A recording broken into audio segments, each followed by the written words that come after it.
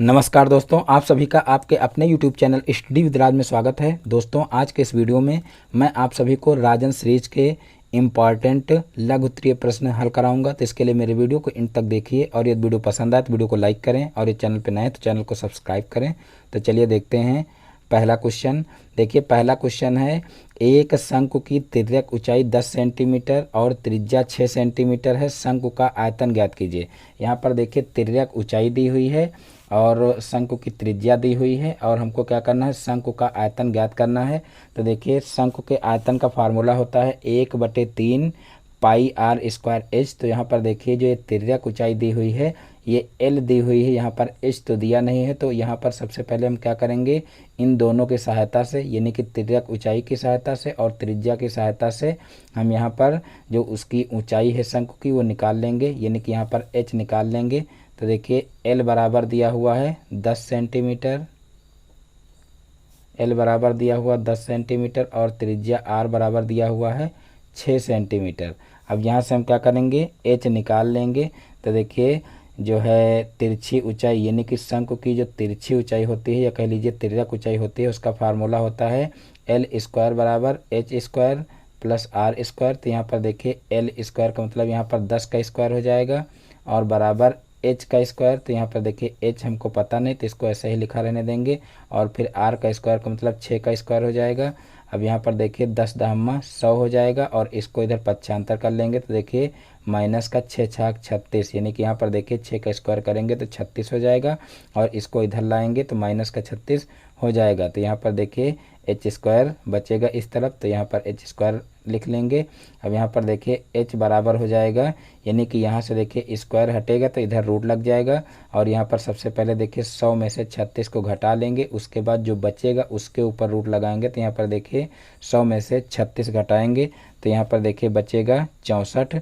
तो यहाँ पर देखिए 64 हो जाएगा और उसके बाद फिर यहाँ का स्क्वायर जब हटाएंगे तो यहाँ पर रूट लग जाएगा, यानी कि यहाँ पर h बराबर देखिए कितना आ जाएगा। तो देखिए 8 अठाई 64 होता है, यानी कि जो है 64 का वर्गमूल 8 आ जाएगा। तो इस प्रकार से यहाँ से देखिए h निकल आएगा। अब सीधे से हम क्या करेंगे, शंकु के आयतन का फार्मूला लगा देंगे। तो देखिए शंकु के आयतन का फार्मूला अभी आप लोगों को बता चुके हैं। शंकु का आयतन बराबर फार्मूला होता है 1/3 पाई आर स्क्वायर एच। तो यहाँ पर देखिए यही फार्मूला लगा करके और ये मान रख देंगे। तो यहाँ पर देखिए हो जाएगा 1/3 और गुणे यहाँ पर देखिए 22/7 हो जाएगा, यानी कि पाई का मान यहाँ पर रख देंगे और गुणे त्रिज्या दी हुई है देखिए 6 सेंटीमीटर। तो यहाँ पर देखिए 6 गुणे 6 कर देंगे और एच देखिए निकला है 8, तो यहाँ पर 8 कर देंगे।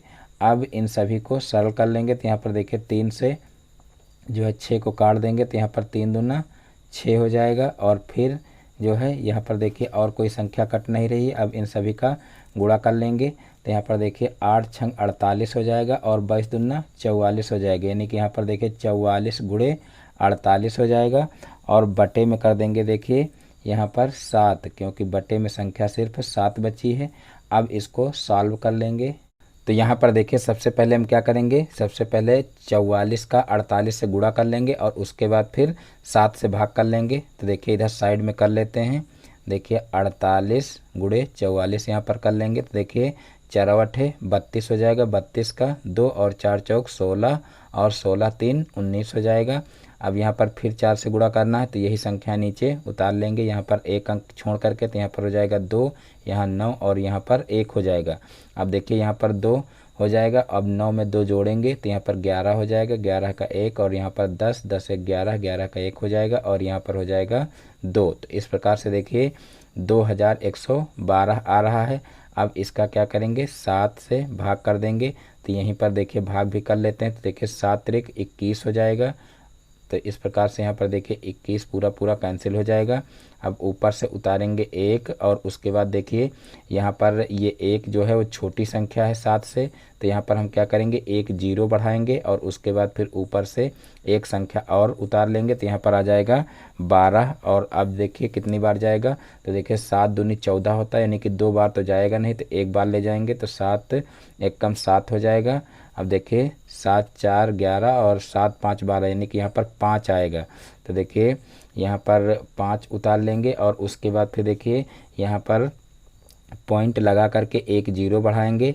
अब देखिए 7 सत्ता 49 होता है, यानी कि 7 बार ले जाएंगे तो यहाँ पर देखिए 7 सत्ता 49 हो जाएगा। अब जो है यहाँ पर देखिए 50 में से 49 को घटाएंगे तो यहाँ पर 1 आएगा और फिर देखिए पॉइंट लगा हुआ है, जीरो बढ़ाएंगे तो यहाँ पर 7 एकम 7 यानी कि एक बार और आ जाएगा, तो यानी कि एक बार और चला जाएगा। तो इस प्रकार से देखिए यहाँ पर कितना आ जाएगा, देखिए 301.71, ये हमारा आंसर आ जाएगा। देखिए आयतन है इसलिए इसको घन सेंटीमीटर में लिखेंगे, तो देखिए हमारा आयतन क्या आ जाएगा 301.71। यहाँ पर देखिए 44 गुणे 48/7 आया, तो यहाँ पर इस तरीके से देखिए गुणा करेंगे तो गुणा यहाँ पर देखिए इतना आया है और फिर 7 से भाग करेंगे तो देखिए 7 से भाग करने पर हमारा कितना आ रहा है 301.71 घन सेंटीमीटर आ रहा है। तो इस प्रकार से ये क्वेश्चन आसानी से हल हो जाएगा। अब देखते हैं नेक्स्ट क्वेश्चन। तो देखिए नेक्स्ट क्वेश्चन है 10 सेंटीमीटर त्रिज्या वाले वृत्त की एक जीवा 10 सेंटीमीटर त्रिज्या वाले वृत्त की एक जीवा 16 सेंटीमीटर लंबी है, केंद्र से जीवा की दूरी ज्ञात कीजिए। यानी कि यहाँ पर कहा गया है कि 10 सेंटीमीटर त्रिज्या वाले एक वृत्त की जीवा 16 सेंटीमीटर लंबी है, केंद्र से जीवा की दूरी ज्ञात कीजिए। तो यहाँ पर देखिए त्रिज्या दी हुई है, यानी कि आर दिया हुआ कितना 10 सेंटीमीटर। यहाँ पर देखिए इस तरीके से यहाँ पर देखिए ये केंद्र बिंदु है और केंद्र से परिधि तक की दूरी क्या कहलाती है, त्रिज्या कहलाती है। तो ये त्रिज्या जो है वो 10 सेंटीमीटर दी हुई है और फिर कहा गया है कि देखिए 10 सेंटीमीटर त्रिज्या वाले वृत्त की एक जीवा 16 सेंटीमीटर लंबी है। तो यहाँ पर देखिए एक जीवा दी हुई है और वो जीवा कितनी है 16 सेंटीमीटर लंबी है।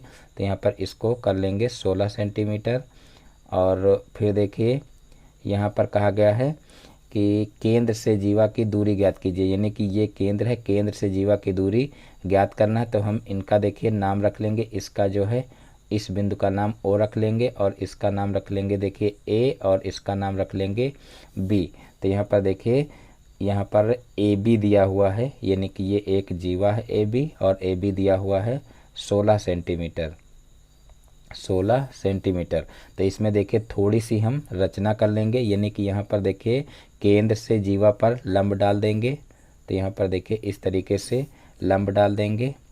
देखिए रचना यहाँ पर लिख लेंगे, रचना केंद्र ओ से जीवा ए बी पर लंब डाला, जीवा ए बी पर लंब डाला। तो देखिए इस तरीके से जो है जीवा ए बी पर लंब डाल लेंगे और फिर देखिए यहाँ पर एक प्रमेय होती है कि केंद्र से जीवा पर डाला गया लंब जीवा को समद्विभाजित करता है। तो ये जो है रचना लिख लेंगे,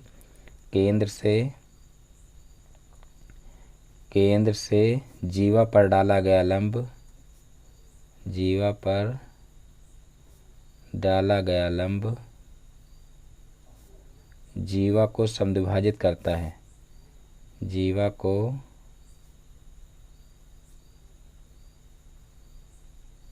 समद्विभाजित करता है। देखिए ये जो केंद्र से जीवा पर लंब डाला गया है ये जीवा को समद्विभाजित करेगा, इसका नाम देखिए रख लेंगे एम। तो यहाँ पर देखिए अब क्या करेंगे, देखिए हम जो है यहाँ पर ये ए बी पूरी दूरी दी हुई है तो यहाँ पर ये इतनी दूरी निकाल सकते हैं, यानी कि यहाँ पर हम लिख सकते हैं एम बी बराबर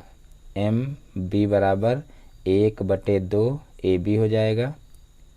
यानी कि ये जो इतनी दूरी है वो क्या होगी, इस पूरे की आधी होगी। तो यहाँ पर देखिए 1/2 गुणे यहाँ पर ए बी कितना दिया हुआ 16 दिया हुआ, तो जो है गुणे 16 कर लेंगे और फिर देखिए 16 का 2 से भाग कर लेंगे तो यहाँ पर आ जाएगा 8, यानी कि 8 सेंटीमीटर जो है ये हमारी एम बी आ जाएगी, यानी कि इतनी दूरी आ जाएगी। अब यहाँ पर लिख लेंगे समकोण त्रिभुज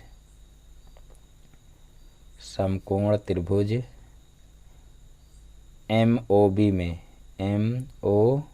में। तो देखिए ये एक समकोण त्रिभुज बन जाएगा और समकोण त्रिभुज में देखिए जो ये कोण होगा ये 90 डिग्री का होगा और 90 डिग्री के सामने वाली जो भुजा होगी वो होगी देखिए कर्ण, और ये हो जाएगा लंब, और ये हो जाएगा आधार। तो यहाँ पर देखिए जब ये समकोण त्रिभुज है तो इसमें देखिए पाइथागोरस प्रमेय लगा देंगे, और पाइथागोरस प्रमेय की सहायता से देखिए ये दूरी निकाल लेंगे। यानी कि ये देखिए पहले से दी हुई है और ये हम निकाल चुके हैं, और अब ये दूरी निकाल लेंगे तो केंद्र से जीवा पर जो जो है लंब डाला गया है उसकी दूरी निकल आएगी। यानी कि केंद्र से जीवा की जो दूरी है वो निकल आएगी। तो यहाँ पर देखिए लगा लेंगे पाइथागोरस प्रमेय, पाइथागोरस प्रमेय से, पाइथागोरस प्रमेय से। तो देखिए पाइथागोरस प्रमेय यहाँ पर लगाएंगे तो देखिए हो जाएगा ओ बी का स्क्वायर बराबर, ओ बी का स्क्वायर बराबर, देखिए ओ बी का स्क्वायर बराबर हो जाएगा एम बी का स्क्वायर, देखिए एम बी का स्क्वायर, और प्लस हो जाएगा एम ओ का स्क्वायर, एम ओ का स्क्वायर। तो यहाँ पर देखिए ओ बी का स्क्वायर का मतलब यहाँ पर 10 दहम्मा 100 हो जाएगा, यानी कि 10 का स्क्वायर हो जाएगा, और एम बी का स्क्वायर का मतलब यहाँ पर 6 का स्क्वायर हो जाएगा, और प्लस यहाँ पर एम ओ का स्क्वायर, यानी कि एम ओ हमको निकालना है तो इसको ऐसे ही लिखा रहने देंगे। तो यहाँ पर देखिए 10 दहम्मा 100 हो जाएगा, और फिर इसको इधर पक्षांतर कर लेंगे तो माइनस 6 छाक 36, यानी कि यहाँ पर 36 हो जाएगा, और बराबर हो जाएगा एम ओ स्क्वायर। अब देखिए इधर क्वेश्चन को साइड में कर लेते हैं। यहाँ पर देखिए 100 में से 36 जाएगा तो यहाँ पर 64 बचेगा, यानी कि यहाँ पर देखिए एम ओ बराबर हो जाएगा √64, यानी कि यहाँ पर 64 बचेगा, और यहाँ से स्क्वायर हटाएंगे तो देखिए √64 हो जाएगा, और फिर देखिए एम ओ बराबर हो जाएगा 64 का वर्गमूल निकालेंगे तो देखिए 8 अठाई 64 होता है, तो यहाँ पर 8 आ जाएगा। तो यहाँ पर देखिए पूछा गया था कि केंद्र से जीवा की दूरी क्या होगी, तो यहाँ पर देखिए केंद्र से जीवा की जो दूरी होगी वो एम ओ ही होगी। तो यहाँ पर देखिए 8 सेंटीमीटर हमारा आंसर आ जाएगा। तो इस प्रकार से ये क्वेश्चन भी सॉल्व हो जाएगा। एक बार चित्र के माध्यम से आप लोग और समझ लीजिए, क्योंकि इस प्रकार के क्वेश्चन जो होते हैं वो आपको सबसे पहले चित्र में ही समझना है। अगर चित्र में आपकी समझ में क्वेश्चन आ गया तो आप उसी हिसाब से फिर क्वेश्चन को करते चले जाएंगे और इस तरीके से सॉल्व हो जाएगा। यहाँ पर देखिए कहा गया कि 10 सेंटीमीटर त्रिज्या वाले एक वृत्त की जीवा 16 सेंटीमीटर लंबी है। तो यहाँ पर देखिए ये एक जो है वृत्त की क्या है त्रिज्या है 10 सेंटीमीटर की, और ये 16 सेंटीमीटर की जीवा है। और यहाँ पर देखिए केंद्र से हम क्या करेंगे, जीवा पर लंब डाल देंगे, और फिर एक परमेय होती है वो परमेय लगा देंगे कि केंद्र से जीवा पर डाला गया लंब जीवा को समद्विभाजित करता है। तो यहाँ पर देखिए ये 16 सेंटीमीटर की थी, और जब ये समद्विभाजित करेगी तो इतनी दूरी जो है वो हमारी निकल आएगी 8 सेंटीमीटर, यानी कि ये पूरी 16 थी तो आधी इसकी कितनी हो जाएगी, तो 8 सेंटीमीटर हो जाएगी। और अब देखिए यहाँ पर त्रिज्या 10 सेंटीमीटर पहले से दी हुई थी और ये 8 सेंटीमीटर निकल आई है। तो अब इसकी सहायता से देखिए ये जो है वो समकोण त्रिभुज बन रहा है, और समकोण त्रिभुज में पाइथागोरस प्रमेय की सहायता से कोई भी दो भुजाएं दी हुई हों तो तीसरी भुजा निकाल सकते हैं। तो यहाँ पर देखिए दो भुजाएं यहाँ पर पता हो चुके हैं, तो तीसरी भुजा हम पाइथागोरस प्रमेय की सहायता से निकाल लेंगे। तो यहाँ पर देखिए 8 सेंटीमीटर हमारा आंसर आ जाएगा। देखिए यहाँ पर क्वेश्चन में थोड़ा सा मिस्टेक हो गई है, उसके लिए सारी यहाँ पर देखिए एम बी जो है वो कितना दिया हुआ है, यहाँ पर देखिए एम बी जो है वो आएगा 8, क्योंकि यहाँ पर ए बी पूरा देखिए कितना है 16 है, और 16 का आधा करेंगे तो 8 यहाँ पर देखिए निकल करके आया है।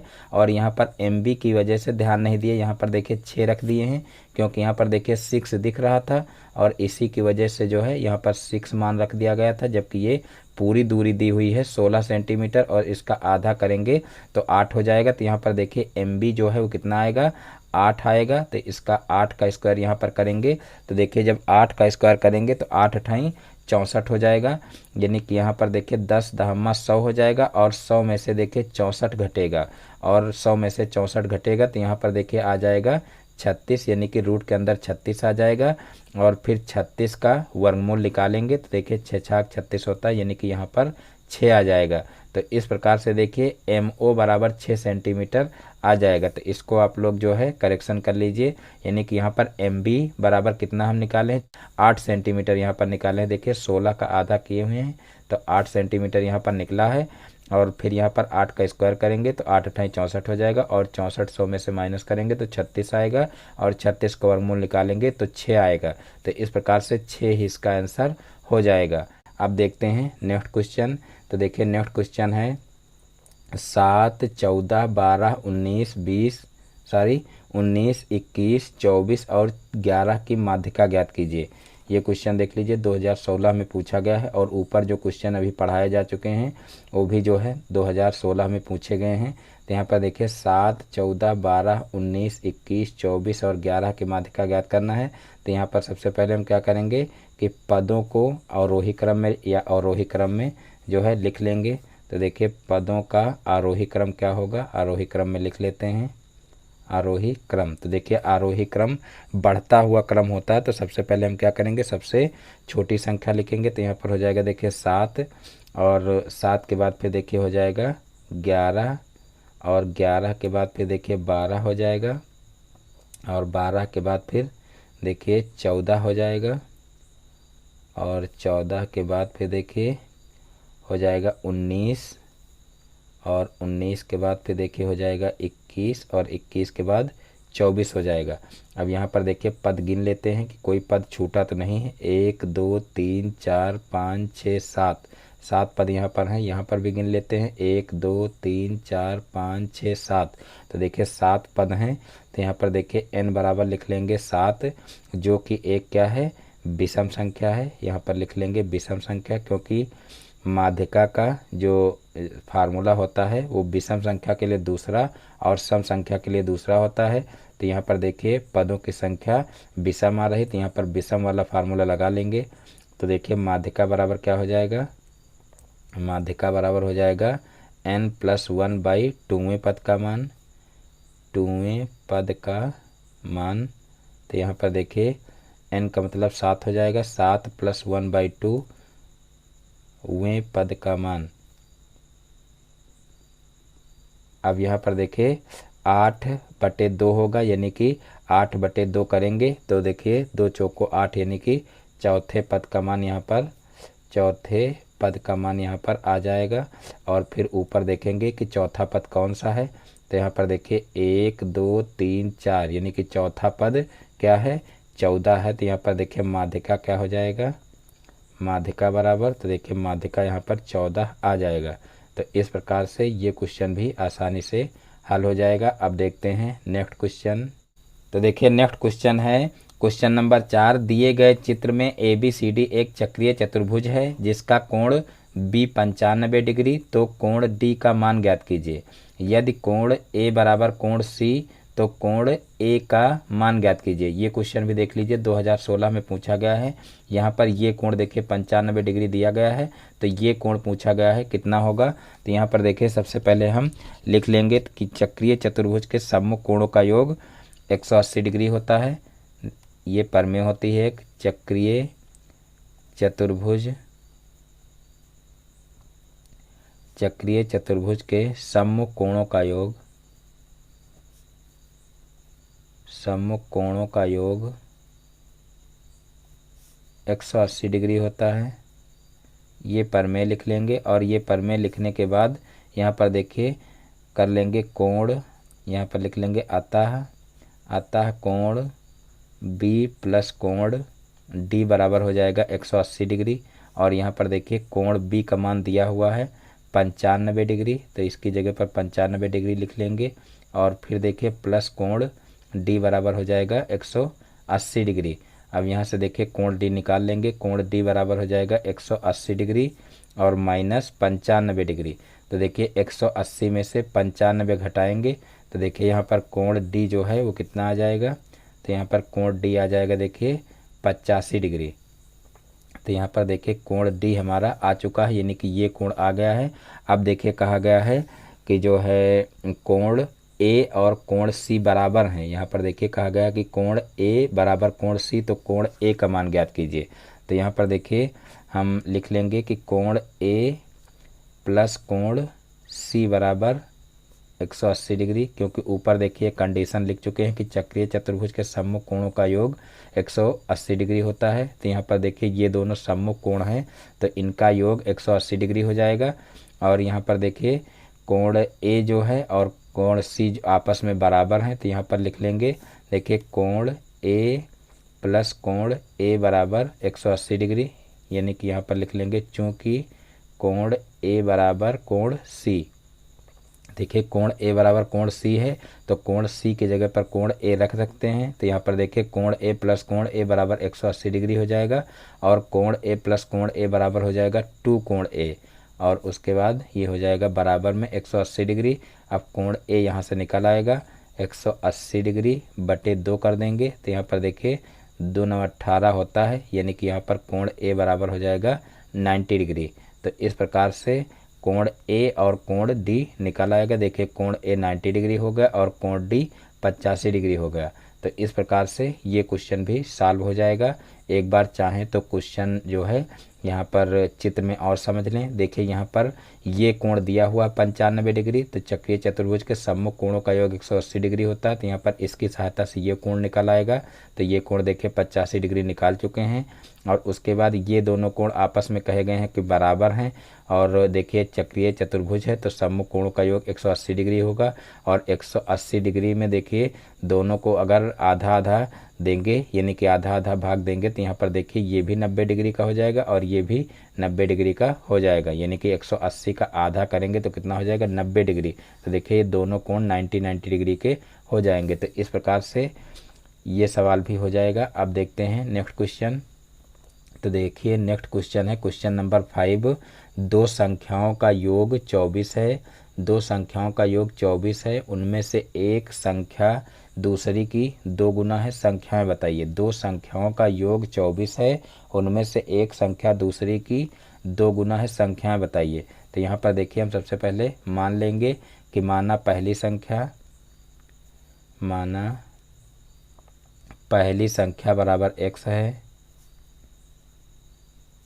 तो दूसरी संख्या बराबर, देखिए कहा गया है कि उनमें से एक संख्या दूसरी की 2 गुनी है। तो यहाँ पर हम मान लेंगे कि माना पहली संख्या बराबर x है तो दूसरी संख्या क्या हो जाएगी 2x हो जाएगी। और फिर यहाँ पर देखिए कहा गया है कि दो संख्याओं का योग 24 है। तो यहाँ पर लिख लेंगे प्रश्नानुसार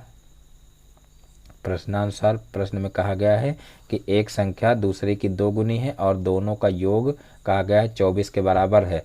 तो यहाँ पर देखिए x प्लस 2x बराबर हो जाएगा 24 और यहाँ पर देखिए 2x में x जोड़ेंगे तो हो जाएगा 3x बराबर 24 और फिर x बराबर हो जाएगा देखिए 24/3, यानी कि इस 3 को इधर पक्षांतर कर लेंगे तो यहाँ पर हो जाएगा 24/3। तो x बराबर देखिए 3/24 यानी कि 8 आ जाएगा। तो इस प्रकार से देखिए पहली संख्या हमारी क्या हो जाएगी 8 हो जाएगी। यहाँ पर लिख लेंगे पहली संख्या बराबर 8 तथा दूसरी संख्या बराबर तो देखिए दूसरी संख्या हम माने थे देखिए 2x, तो यहाँ पर 2 × 8 हो जाएगा यानी कि 8 दूनी 16 हो जाएगा। तो इस प्रकार से देखिए पहली संख्या 8 हो गई और दूसरी संख्या 16 हो गई। तो इस प्रकार से ये क्वेश्चन भी सॉल्व हो जाएगा। अब देखते हैं नेक्स्ट क्वेश्चन। तो देखिए नेक्स्ट क्वेश्चन है क्वेश्चन नंबर 6। भाग विधि से निम्नलिखित का वर्गमूल निकालिए। यानी कि यहाँ पर हमको क्या करना है वर्गमूल निकालना है। तो देखिए दिया हुआ है देखिए 15,625 यानी कि रूट के अंदर दिया हुआ 15,625 और इसका हमको वर्गमूल निकालना है और वो भी भाग विधि से। तो यहाँ पर सबसे पहले देखिए इस तरीके से हम कर लेंगे, यानी कि इसको इसके अंदर लिख लेंगे 15,625 और फिर इधर से देखिए जोड़े बना लेंगे। तो देखिए एक जोड़ा ये हो गया, एक जोड़ा ये हो गया और यहाँ पर एक अकेली संख्या बची है। तो इस तरीके से देखिए जो है भाग विधि से वर्गमूल निकालने के लिए इधर से जोड़े बनाते हैं। तो यहाँ पर एक जोड़ा ये बना और एक जोड़ा ये बना और फिर यहाँ पर देखिए एक अकेली संख्या बच रही है।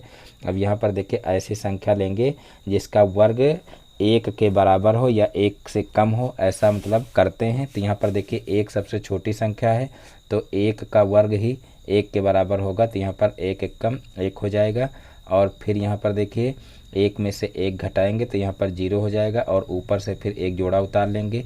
यानी कि यहाँ पर संख्याएं हमेशा जोड़े के साथ में उतारते हैं, यानी कि इस तरीके से जोड़े बना लेते हैं और प्रत्येक जोड़ा जो है हर बार उतरता है। तो यहाँ पर देखिए 56 आ जाएगा और फिर 1 में 1 जोड़ेंगे तो यहाँ पर आ जाएगा 2।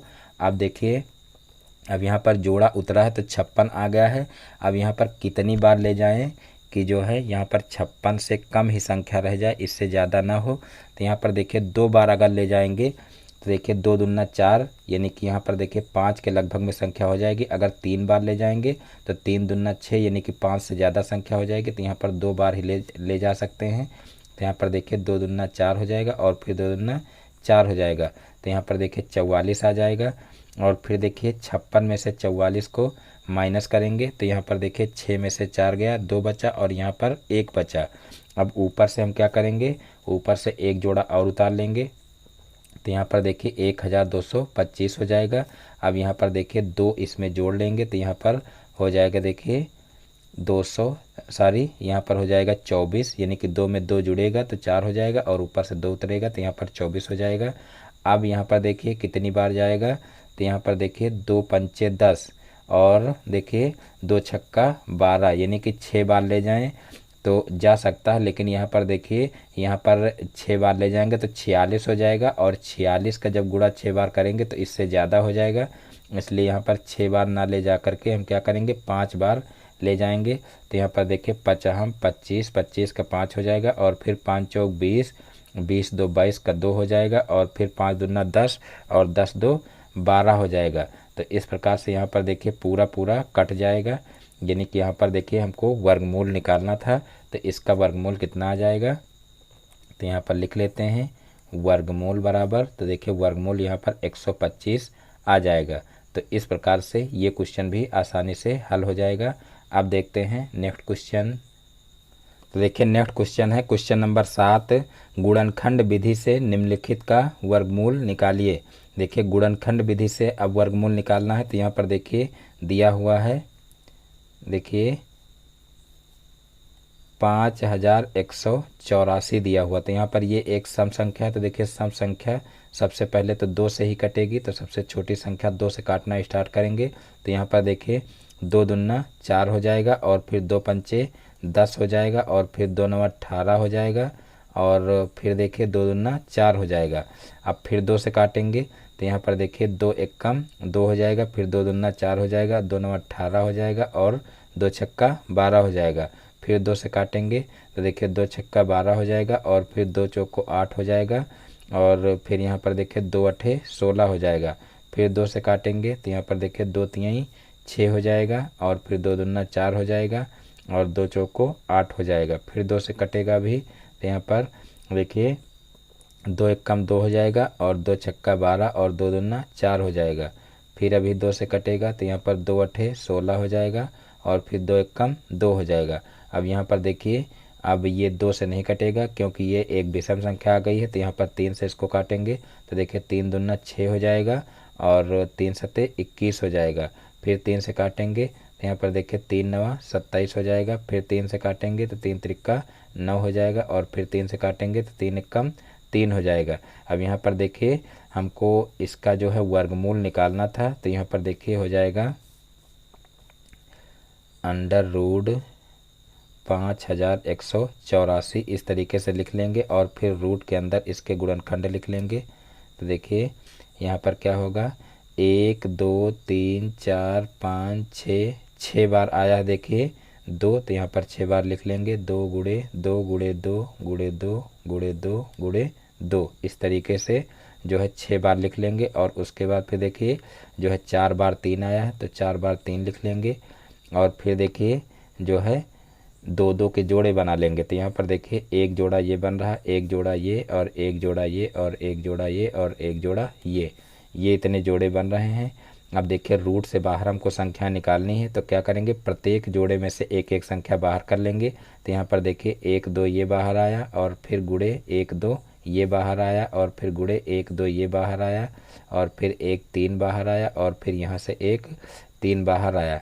अब इन सभी का गुणा कर लेंगे और जो गुणनफल इनका आएगा वही क्या होगा, वही इसका वर्गमूल हो जाएगा। तो यहाँ पर देखिए 2 दूना 4 और 4 दूना 8 और 8 त्रिक 24 और 24 तिहाई कितना होगा, तो देखिए 24 तिहाई होगा 3 चौक 12, 12 का 2 हो जाएगा और फिर 3 दूना 6 और 1 7 यानी कि 72 हो जाएगा। तो इस प्रकार से देखिए 72 ही इसका आंसर आ जाएगा। यानी कि यहाँ पर देखिए गुणनखंड विधि से करेंगे तो यहाँ पर इस तरीके से करने के बाद यहाँ पर देखिए इसका 72 गुणन जो है वर्गमूल आ जाएगा। तो इस प्रकार से ये क्वेश्चन भी सॉल्व हो जाएगा। अब देखते हैं नेक्स्ट क्वेश्चन। तो देखिए नेक्स्ट क्वेश्चन है क्वेश्चन नंबर 8। देखिए 2√32 दिया हुआ है, कर्ण की घात 3 दिया हुआ है, फिर माइनस देखिए 3 और फिर देखिए रूट के अंदर 4 दिया हुआ है और कर्ण की घात 3 दिया हुआ है, फिर प्लस √500 और कर्ण की घात 3 दिया हुआ है का मान बताइए। यानी कि इसका हमको मान ज्ञात करना। तो यहाँ पर देखिए इस तरीके से सबसे पहले इसको लिख लेंगे 2 और फिर यहाँ पर हो जाएगा 32 कर्ण की घात 3 और फिर माइनस 3 और रूट के अंदर 4 हो जाएगा और कर्ण की घात 3 हो जाएगा, प्लस यहाँ पर देखिए 500 हो जाएगा और यहाँ कर्ण की घात 3 हो जाएगा। अब यहाँ पर देखिए इसको हम इस तरीके से लिख सकते हैं। यानी कि देखिए 2 गुणे 32 की पावर 1/3 इस तरीके से लिख सकते हैं। और इसको देखिए 3 गुणे लिख सकते हैं 4 की पावर 1/3 और फिर यहाँ पर हो जाएगा प्लस यहाँ पर इसको लिख सकते हैं देखिए जो है 500 की पावर 1/3 इस तरीके से इसको लिख सकते हैं। अब यहाँ पर देखिए हम क्या करेंगे, देखिए इस क्वेश्चन को इस तरीके से ना करके अगर यहाँ पर देखिए रूट के अंदर 4 को रोक करके और बाकी जो है जो संख्या आए उसका अगर वर्गमूल निकाल लिया जाए तो और आसानी से किया जा सकता है। तो यहाँ पर देखिए इस तरीके से नहीं करना है। यहाँ पर देखिए 2 और यहाँ पर देखिए 8 चौक 32 होता है। तो यहाँ पर देखिए 8 गुणे 4 कर दिया जाए और यहाँ पर कर्ण की घात 3 है और इसी तरीके से यहाँ पर देखिए ऑलरेडी रूट के अंदर 4 दिया हुआ है तो इसको ऐसे ही लिखा रहने देंगे। और फिर यहाँ पर देखिए यहाँ पर भी 4 के गुणे में संख्या लिख लेंगे। तो यहाँ पर देखिए 4 से इसको भाग देंगे तो देखिए 4 एकम 4 और फिर देखिए यहाँ पर 1 बचेगा, 4 दूना 8 और फिर देखिए 4 पंचे 20 यानी कि 125 गुणे 4 आ जाएगा यहाँ पर। और अब देखिए यहाँ पर 8 का घनमूल निकाल लेंगे तो देखिए 8 का घनमूल 2 आ जाएगा। यानी कि यहाँ पर 2 गुणे 2 हो जाएगा और रूट के अंदर यहाँ पर 4 आ जाएगा और कर्ण की घात 3 और फिर यहाँ पर देखिए माइनस यहाँ पर देखिए 3 और जो है रूट के अंदर 4 रहेगा और कर्ण की घात 3 रहेगा और फिर यहाँ पर प्लस। अब यहाँ पर देखिए 125 का घनमूल निकालेंगे तो 5 आ जाएगा। तो यहाँ पर देखिए 5 और रूट के अंदर 4 रहेगा और कर्ण की घात 3 आ जाएगा। अब यहाँ पर देखिए रूट के अंदर केवल 4 आ रहा है और बाकी संख्याएं बाहर निकल चुके हैं। तो यहाँ पर देखिए 2 दूना 4 हो जाएगा यानी कि 4 और रूट 4 यहाँ पर कर्ण की घात 3 हो जाएगा और माइनस यहाँ पर हो जाएगा 3 और कर्ण के अंदर देखिए 4 दिया हुआ है और कर्ण की घात 3 दिया हुआ है, फिर प्लस यहाँ पर हो जाएगा 5 और कर्ण की घात 3 और यहाँ पर कर्ण के अंदर 4 दिया हुआ है। अब यहाँ पर देखिए ये दो संख्याएं प्लस की हैं और ये माइनस की है। तो यहाँ पर देखिए 5 4 9 हो जाएगा यहाँ पर। यानी कि यहाँ पर इस तरीके से लिख लेंगे 9√4 और कर्ण की घात 3 और माइनस 3 जो है कर्ण के अंदर लिख लेंगे 4 और यहाँ पर कर्ण की घात 3 लिख लेंगे। अब यहाँ पर 9 में से 3 घट जाएगा तो यहाँ पर 6 बचेगा और कर्ण के अंदर 4 और कर्ण की घात 3। तो इस तरीके से यही इसका आंसर आ जाएगा। तो इस प्रकार से बहुत ही आसानी से ये क्वेश्चन भी सॉल्व किया जा सकता है। अब देखते हैं नेक्स्ट क्वेश्चन। देखिए नेक्स्ट क्वेश्चन है क्वेश्चन नंबर 9। तो देखिए क्वेश्चन नंबर 9 जो दिया हुआ है यहाँ पर देखिए रूट के अंदर 4 दिया हुआ है, फिर एक जो है डबल यहाँ पर रूट लगा हुआ है और फिर उसके अंदर 44 दिया हुआ है और फिर एक जो है और रूट दिया हुआ है और उसके अंदर लिखा हुआ है 10,000 का मान बताइए। तो देखिए इसका मान हमको बताना है। तो यहाँ पर देखिए इसको कैसे सॉल्व करेंगे। यहाँ पर देखिए दिया हुआ है 4 और फिर दिया हुआ है 44 और फिर दिया हुआ है देखिए 10,000। अब देखिए इसका जो है वर्गमूल कैसे हम ज्ञात करेंगे। यानी कि यहाँ पर देखिए वर्गमूल ही इसका ज्ञात करना है। तो यहाँ पर देखिए हम सबसे लास्ट वाली संख्या से सॉल्व करना शुरू करेंगे। तो यहाँ पर देखिए इस तरीके से हो जाएगा 4 और फिर यहाँ पर देखिए रूट के अंदर है 44 और फिर यहाँ पर देखिए इसका जो है हम वर्गमूल निकाल लेंगे। तो देखिए 100 गुणे 100 10,000 होता है। तो यहाँ पर देखिए इसका जो वर्गमूल निकलेगा 10,000 का वो निकलेगा 100। तो यहाँ पर देखिए प्लस का 100 कर देंगे यानी कि इसका इतने का वर्गमूल निकलेगा। तो यहाँ 44 + 100 हो जाएगा। तो यहाँ पर देखिए हो जाएगा देखिए 4 और प्लस यहाँ पर जो है 100 में 144 जोड़ेंगे तो कितना हो जाएगा, रूट 144। और फिर देखिए 144 का वर्गमूल निकाल लेंगे। अब यहाँ पर देखिए ये रूट हल करेंगे तो यहाँ पर देखिए रूट के अंदर बचेगा 4 और प्लस 144 का वर्गमूल निकालेंगे तो हो जाएगा, देखिए 12 बारहिया में 144 होता है तो यहाँ पर 12 हो जाएगा। और फिर देखिए 12 4 16 होता है तो यहाँ पर अंडर रूट 16 हो जाएगा और 16 का वर्गमूल निकालेंगे तो यहाँ पर देखिए 4 हो जाएगा। तो इस प्रकार से 4 ही इसका आंसर आ जाएगा। तो इस प्रकार से बहुत ही आसानी से ये क्वेश्चन भी सॉल्व हो जाएगा। अब देखते हैं नेक्स्ट क्वेश्चन। तो देखिए नेक्स्ट क्वेश्चन है क्वेश्चन नंबर 10। यहाँ पर देखिए रूट के अंदर दिया हुआ 2 की पावर 4 और प्लस यहाँ पर देखिए रूट के अंदर दिया हुआ 64 और करड़ी घात 3 और यहाँ पर करड़ी के अंदर 2 की पावर 8 दिया हुआ और करड़ी घात 4 दिया हुआ है, का मान बताइए। तो यहाँ पर देखिए क्या करेंगे, यहाँ पर सबसे पहले इन संख्याओं को उतार लेंगे। 2 की पावर 4 प्लस यहाँ पर देखिए दिया हुआ है 64 और फिर देखिए यहाँ पर दिया हुआ है 2 की पावर 8 और यहाँ पर करड़ी घात 4। तो देखिए अभी जैसे आप लोगों को इससे पहले वाला क्वेश्चन बता रहे थे उसी टाइप से अब इसको कर लेंगे, यानी कि यहाँ पर जो है इसको आगे पावर के रूप में ले आएंगे। तो यहाँ पर देखिए 2 की पावर 4 है और यहाँ पर देखिए इसको आगे लाएंगे तो हो जाएगा 1/2 और प्लस यहाँ पर देखिए 64 दिया हुआ है तो 64 की पावर 1/3 हो जाएगा क्योंकि यहाँ पर करड़ी घात 3 है। और फिर प्लस यहाँ पर देखिए हो जाएगा 2 की पावर 8 और गुणे 1/4 हो जाएगा क्योंकि करड़ी घात 4 है। और अब यहाँ पर इसको सरल कर लेंगे तो यहाँ पर देखिए बचेगा 2 की पावर 2 क्योंकि यहाँ पर 4 से 2 कैंसिल हो जाएगा तो 2 की पावर 2 बचेगा। और यहाँ पर देखिए इसको जो है लिखा जा सकता है, देखिए 8 अट्ठाई 64 यानी कि यहाँ पर देखिए 8 अट्ठाई 64 यानी कि 8 का स्क्वायर लिखा जा सकता है, लेकिन 4 चौक 16 16 चौको 64 यानी कि यहाँ पर 4 का क्यूब लिखा जा सकता है। देखिए क्यूब लिखेंगे तो यहाँ पर 3 से 3 कट जाएगा, इसलिए यहाँ पर 4 का क्यूब लिखेंगे तो 1/3 हो जाएगा। अब 3 से 3 ये कैंसिल हो जाएगा और फिर प्लस यहाँ पर देखिए हो जाएगा 4 से 4 को कैंसिल कर देंगे, 4 को 8 से कैंसिल कर देंगे तो यहाँ पर कितना हो जाएगा, 2 की पावर 2 हो जाएगा। अब यहाँ पर देखिए 2 दूना 4 हो जाएगा और फिर प्लस यहाँ पर भी देखिए 3 3 कैंसिल हो चुका तो यहाँ पर भी 4 हो जाएगा और यहाँ पर 2 का स्क्वायर है तो यहाँ पर भी 4 हो जाएगा। तो यहाँ पर देखिए 4 3 12 हो जाएगा, यानी कि 12 ही इसका आंसर हो जाएगा। तो इस प्रकार से ये क्वेश्चन भी सॉल्व हो जाएगा। अब देखते हैं नेक्स्ट क्वेश्चन। तो देखिए नेक्स्ट क्वेश्चन है क्वेश्चन नंबर 11। निम्नलिखित दी गई संख्याओं की माध्यिका ज्ञात करें। यहाँ पर देखिए माध्यिका ज्ञात करना है और संख्याएं जो दी गई हैं वो भिन्न के रूप में दी हुई हैं।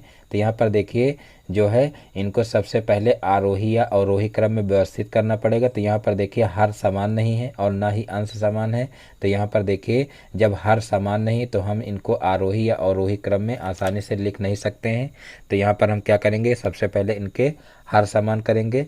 तो हर समान करने के लिए हम क्या करेंगे कि हरों का लासा ले लेंगे। तो देखिए हरों का लासा कितना होगा, 2 3 4 8 और 5 दिया हुआ। तो यहाँ पर सबसे पहले देखिए हम इनको 2 से काटेंगे तो देखिए 2 एक कम 2 हो जाएगा, फिर 3 उतार आएगा, 2 दूना 4 हो जाएगा और 2 चौको 8 हो जाएगा और 5 को ऐसे उतार लेंगे। अब फिर 2 से काटेंगे तो यहाँ पर देखिए 3 उतार आएगा और फिर देखिए 2 एक कम 2 हो जाएगा और 2 दूना 4 हो जाएगा और फिर यहाँ पर 5 हो जाएगा। अब देखिए यहाँ पर जो है अब सरल हो चुका है क्योंकि यहाँ पर देखिए 3 2 5 आ रहा है। अब ये जो है 3 2 और 5 से ही कटेगा तो इनको जो है गुणे के रूप में लिख सकते हैं, यानी कि यहाँ पर लासा क्या हो जाएगा, लासा बराबर हो जाएगा 2 गुणे 2 और फिर ये गुणनखंड भी लिख लेंगे तो यहाँ पर 3 गुणे 2 गुणे 5 हो जाएगा। अब यहाँ पर देखिए इनका गुणा करेंगे तो 2 दूना 4 4 3 12 और 12 दूना 24 और 24 पंचे। तो देखिए 5 चौक 20 20 का 0 हो जाएगा और 5 दूनी 10 2 12 हो जाएगा, यानी कि 120 हो जाएगा। यानी कि इनका लासा कितना निकल रहा है, 120 निकल रहा है। अब हम क्या करेंगे, अब हरों को बराबर कर लेंगे। तो यहाँ पर देखिए इसमें देखिए इसका जब हर जो है 120 करेंगे तो ऊपर कितने से गुणा करना पड़ेगा। तो देखिए जो है इसको जो है 120 करना, यानी कि 2 को 120 करना है तो 2 को जो है 2 से 120 का भाग करिए तो देखिए 2 छक्का 12 यानी कि 60 से गुणा करना पड़ेगा। तो देखिए 60 से नीचे गुणा करना पड़ेगा तो 60 से ऊपर भी गुणा कर देंगे तो यहाँ पर 60/120 120 हो जाएगा। और फिर देखिए अब 3 से इसको भाग देंगे तो देखिए 3 चौक 12, यानी कि यहाँ पर 40 से देखिए नीचे गुणा करना पड़ेगा, तो 40 से ऊपर भी गुणा कर देंगे तो यहाँ पर 40/120 हो जाएगा। और फिर देखिए यहाँ पर 4 से फिर इसको भाग देंगे तो 4 3 12, यानी कि 30 से गुणा करना पड़ेगा। तो देखिए 30 से ऊपर भी गुणा कर देंगे तो यहाँ पर देखिए हो जाएगा 30 बटे कितना 120। और फिर यहाँ पर देखिए 8 से इसको भाग देंगे तो देखिए 8 एकम 8 और 8 पंच 40, यानी कि 15 हो जाएगा, यानी कि इसमें 15 से गुणा करना पड़ेगा। तो यहाँ पर देखिए बटे में 120 हो जाएगा और 15 सत्ते 105, यानी कि ऊपर हो जाएगा 105। और फिर देखिए यहाँ पर जो है 5 से भाग करेंगे तो यहाँ पर देखिए 5 दूना 10 और फिर देखिए 5 चौक 20, यानी कि 5 दूना 10 हो जाएगा और 5 चौक 20, यानी कि यहाँ पर 24 से गुणा करना पड़ेगा। तो 24 से ऊपर भी गुणा करेंगे तो यहाँ पर 24 दूना 48 हो जाएगा और नीचे हो जाएगा देखिए 120। तो इस प्रकार से देखिए ये संख्याएं बनेंगी, यानी कि भिन्न के रूप में ये संख्याएं बनेंगी। अब देखिए यहाँ पर हर समान हो चुके हैं, तो अब हम इसमें छोटी और बड़ी संख्या बड़ी ही आसानी से ज्ञात कर सकते हैं। तो यहाँ पर हम लिख लेंगे आरोही क्रम। आरोही क्रम, तो देखिए आरोही क्रम में लिखेंगे तो यहाँ पर देखिए सबसे छोटी संख्या सबसे पहले लिखेंगे, तो जिसका जो है अंश सबसे छोटा होगा वही सबसे छोटी संख्या होगी। तो यहाँ पर देखिए सबसे छोटा अंश 30/120 का है, तो यहाँ पर देखिए 30/120 वाली संख्या कौन सी है, तो 1/4 है, तो यहाँ पर 1/4 सबसे पहले लिख लेंगे। और फिर देखिए इसके बाद जो है ये वाली संख्या है, तो देखिए ये है 1/3, तो 1/3 लिख लेंगे। और फिर देखिए इसके बाद 48/120 है, तो यहाँ पर देखिए इसके बाद लिख लेंगे 2/5। और उसके बाद फिर देखिए ये वाली संख्या है सबसे पहले वाली, तो यहाँ पर देखिए 1/2 हो जाएगा। और फिर देखिए सबसे लास्ट में ये वाली संख्या है यानी कि 7/8, तो यहाँ पर 7/8 लिख लेंगे। अब देखिए यहाँ पर पदों की संख्या देख लेंगे कितनी है, तो यहाँ पर देखिए n बराबर है 1 2 3 4 5, यानी कि n बराबर 5 है जो कि एक विषम संख्या है। तो विषम वाला फार्मूला लगा देंगे, तो यहाँ पर निकाल लेंगे माध्यिका बराबर देखिए n+1/2 टूवें पद का मान, तो यहाँ पर देखिए n+1/2 पद का मान, तो यहाँ पर n है 5 और 5 में 1 जोड़ेंगे तो 6 हो जाएगा और 6 का 2 से भाग करेंगे तो कितना हो जाएगा तीसरे पद का मान। तो यहाँ पर देखिए तीसरे पद का मान, तो यहाँ पर देखिए तीसरा पद कौन सा है, तो तीसरा पद देखिए 2/5, तो यानी कि इसकी माध्यिका क्या हो जाएगी 2/5 ही हो जाएगी। तो इस प्रकार से यही इसका आंसर हो जाएगा। अब देखते हैं नेक्स्ट क्वेश्चन। तो देखिए नेक्स्ट क्वेश्चन है क्वेश्चन नंबर 12। देखिए निम्नलिखित दी गई संख्याओं का औसत माध्य ज्ञात कीजिए। निम्नलिखित दी गई संख्याओं का औसत माध्य ज्ञात कीजिए। तो देखिए औसत माध्य का फार्मूला होता है पदों का योग बटे पदों की संख्या। तो यहाँ पर लिख लेते हैं औसत माध्य बराबर हो जाएगा पदों का योग बटे पदों की संख्या। तो यहाँ पर देखिए पदों का योग कितना हो जाएगा, यहाँ पर लिख लेंगे 3 + 4 + 5 + 23 + 4 + 5 + 56 और बटे देखिए इनकी संख्या हो जाएगी। तो देखिए कितनी संख्या है 1 2 3 4 5 6 7 संख्याएं हैं, तो बटे 7 कर लेंगे। अब इन सभी का योग कर लेंगे। तो देखिए यहाँ पर 4 3 7 और 7 5 12 और 12 और 23 कितना हो जाएगा, तो देखिए 12 3 15 और 15 और 20 कितना हो जाएगा, तो 15 और 20 हो जाएगा 35 और 35 5 40 और 40 4 44 और 44 और 6 कितना हो जाएगा 50 और 50 और 50 कितना हो जाएगा 100, यानी कि यहाँ पर देखिए 100/7 हो जाएगा। अब 100 का 7 से भाग कर लेंगे तो जो आएगा वही इसका औसत माध्य हो जाएगा। तो देखिए इधर साइड में कर लेते हैं, 7 से जो है 100 का भाग करेंगे तो यहाँ पर देखिए 7 एकम 7 आएगा। अब यहाँ पर 3 बचेगा, ऊपर से एक जीरो उतार लेंगे। अब देखिए 7 दूनी 14, 7 त्रिक 21, 7 चौक 28, यानी कि यहाँ पर देखिए 7 चौक 28 4 बार जाएगा, तो यहाँ पर 7 चौक 28 लिखेंगे और उसके बाद फिर देखिए नीचे आ जाएगा 2। अब यहाँ पर पॉइंट लगाएंगे और 0 बढ़ाएंगे। अब देखिए 7 त्रिक 21 होता है, यानी कि 3 बार नहीं जाएगा, तो 2 बार ले जाएंगे, 7 दूनी 14, तो यहाँ पर 14 हो जाएगा। अब यहाँ पर आ जाएगा 6, तो अब देखिए कितनी बार आ जाएगा, तो यहाँ पर देखिए जो है 14.2 आया है। अभी जो है ये जाएगा, यहाँ पर देखिए पॉइंट लगा है, 0 बढ़ाएंगे, तो अब 5756, देखिए 8 बार जा सकता है, 5756 और 7 नवैया 63, जो कि ज़्यादा हो जाएगा, तो यहाँ पर जो है 5756 यानी कि 8 बार ले जाएंगे, तो यहाँ पर देखिए कितना आ जाएगा, यहाँ पर आ जाएगा 4। तो इस प्रकार से देखिए यहाँ पर 14.28 हमारा आंसर आ जाएगा। तो इस प्रकार से ये क्वेश्चन भी आसानी से हल हो जाएगा। अब देखते हैं नेक्स्ट क्वेश्चन। तो देखिए नेक्स्ट क्वेश्चन है क्वेश्चन नंबर 13, निम्नलिखित दी गई संख्याओं का औसत ज्ञात कीजिए। यानी कि इस क्वेश्चन में भी औसत ही ज्ञात करना है, लेकिन यहाँ पर संख्याएं जो दी गई हैं वो दशमलव वाली दी गई हैं। तो यहाँ पर देखिए 3.5 दिया हुआ है, 4.2 दिया हुआ और यहाँ पर 5.3 दिया हुआ और 23.7 दिया हुआ और 4.5 दिया हुआ और 5.6 और 56.4 दिया हुआ है। इन सभी का क्या करना है, औसत ज्ञात करना है। तो यहाँ पर देखिए फार्मूला लिख लेंगे, औसत माध्य बराबर या औसत बराबर लिख लेंगे, औसत बराबर पदों का योग बटे पदों की संख्या।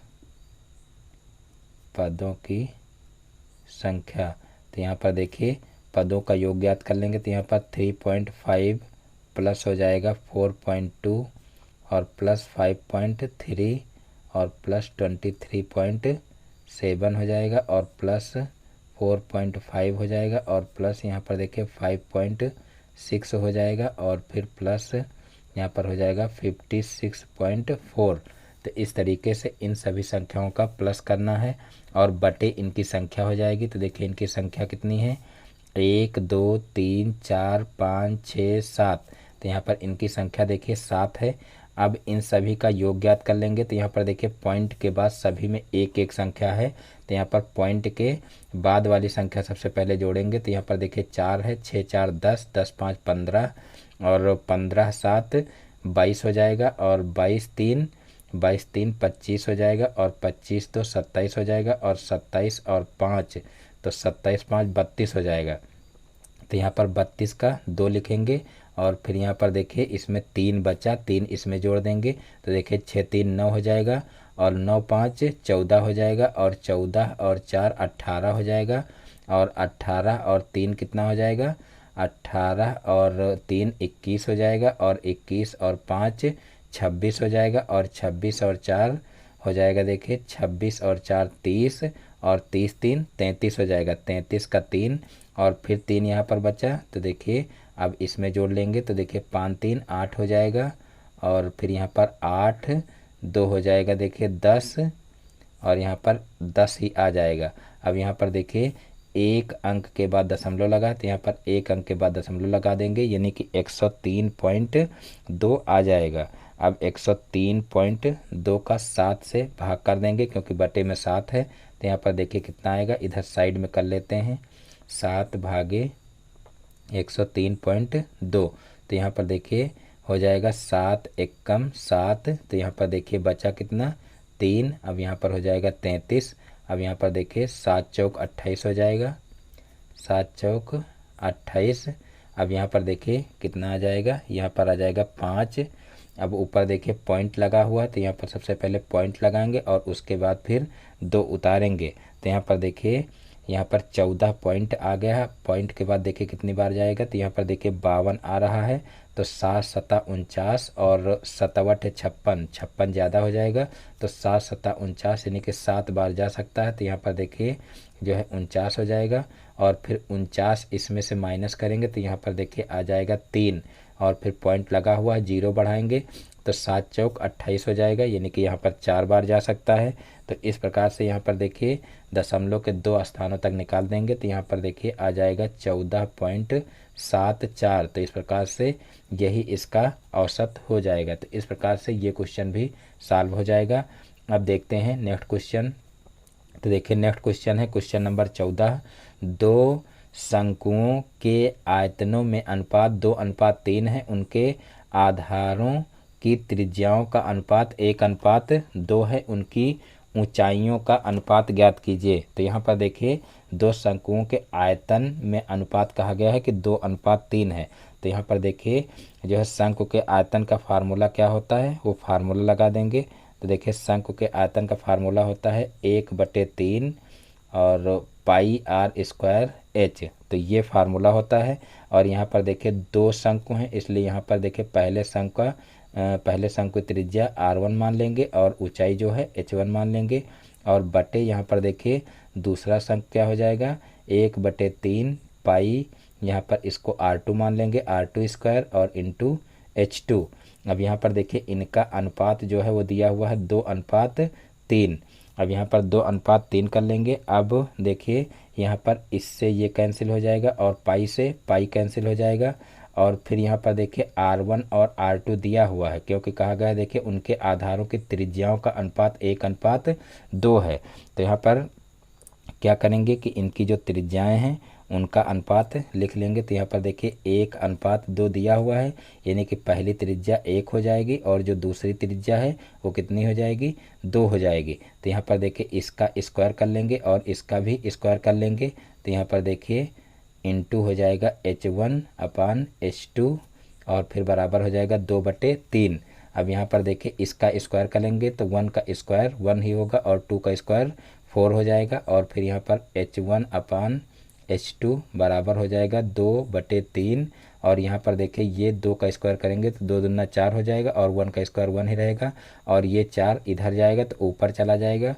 तो इस प्रकार से यहाँ पर आ जाएगा 4 और बटे 1 का स्क्वायर 1 ही रहेगा। अब 4 का 2 से गुणा करेंगे तो 4 दूनी 8 हो जाएगा और यहाँ पर 3 का 1 से करेंगे गुणा तो हो जाएगा 3।